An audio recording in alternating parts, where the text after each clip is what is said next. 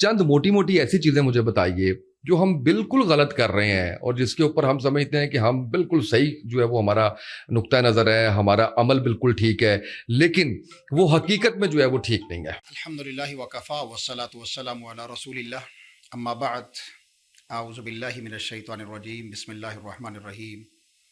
یا ایہا الذین آمنوا ادخلوا فی السلم کافہ ولا تتبعوا خطوات الشیطان انہ لکم عدو مبین۔ اسامہ بھائی، آپ کا شکریہ کہ آپ نے اتنے اچھے الفاظ کے اندر میرے متعلق کچھ گفتگو کی۔ یہ اللہ کی توفیق ہے کہ میں کتاب و سنت کی بات کر رہا ہوں اور لوگوں کے دلوں کے اندر وہ بات اتر رہی ہے، کیونکہ وہ دلائل کی بنیاد پر ہے اور خالص کتاب و سنت پر ہے، کسی مخصوص فرقے کی یا کسی مخصوص طبقے کی یا کسی مخصوص جو ہے وہ اسکول آف تھاٹ کی بات نہیں ہے۔ جو پیورلی اسلام محمد رسول اللہ صلی اللہ علیہ وسلم لے کر آئے تھے اور امت کو دے کر گئے تھے، میں اس کو ریپرزینٹ کرتا ہوں۔ اللہ تبارک و تعالی نے سورۃ البقرہ میں جو میں نے آیت کریمہ پڑھی، اس میں ارشاد فرمایا کہ اے ایمان والو، تم اسلام میں پورے کے پورے داخل ہو جاؤ اور شیطان کی پیروی مت کرو، کیونکہ وہ تمہارا کھلم کھلا دشمن ہے۔ یہاں پر پہلی تو بات یہ کہنا چاہوں جو آپ نے انٹرو میں کہی کہ ہم مذہب جو ہے وہ استعمال کر رہے ہیں، مذہب نہیں ہے۔ عیسائیت ایک مذہب ہے، یہودیت ایک مذہب ہے، ہندو مت ایک مذہب ہے، اسلام ایک دین ہے۔ ان الدین عند اللہ الاسلام، تو اللہ تعالیٰ کے ہاں جو دین ہے وہ اسلام ہی ہے۔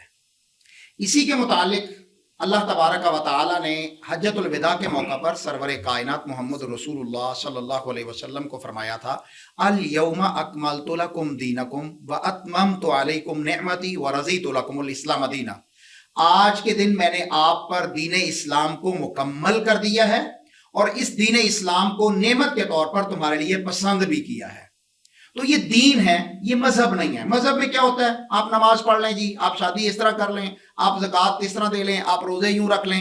یہ چند بنیادی چیزیں جو ہیں ہم اسے سمجھ لیتے ہیں کہ یہ مذہب ہے، اس کے مطابق ہم چلیں گے تو ہم مسلمان ہیں۔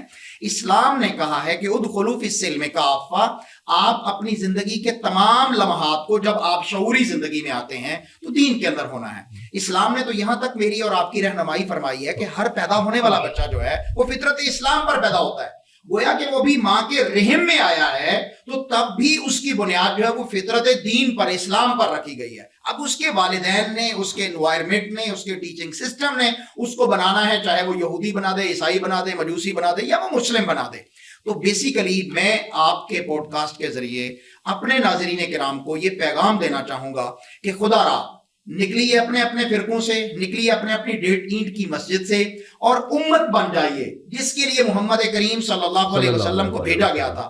ہم یہ سمجھتے ہیں کہ لوگ اپنے اپنے فرقے پر ناز کرتے ہیں، میرا یہ فرقہ ہے، میرا یہ سیٹ ہے، میرا یہ اسکول آف تھاٹ ہے، میں فلاں کو فالو کرتا ہوں، میرا بڑا لیڈر فلاں ہے۔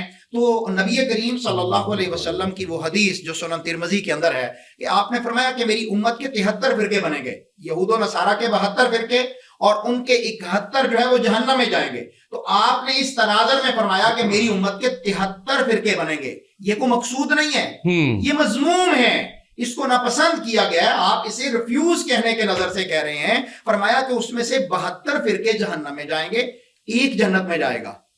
اب آپ سوچئے کہ آپ کہاں کھڑے ہیں۔ آپ نے اسلام کا دعویٰ بھی کیا، آپ نے کلمہ طیبہ لا الہ الا اللہ محمد رسول اللہ بھی پڑھا، آپ قرآن کو اپنی مقدس کتاب بھی سمجھتے ہیں، رسول کو اپنا رہبر بھی سمجھتے ہیں، لیکن اس کے باوجود آپ نے مختلف جو ہے وہ شخصیات کو اسلام سے ہٹ کر ان کو جو ہے وہ فالو کرنا شروع کر دیا۔ تو آپ کو واپس پلٹنا ہوگا اس خالص دین پر، کیونکہ اللہ رب العالمین کے ہاں خالص کی قیمت ہے، ملاوٹ کی قیمت نہیں ہے۔ اللہ کے ہاں کوالٹی کی قیمت ہے، کوانٹیٹی کی قیمت نہیں ہے۔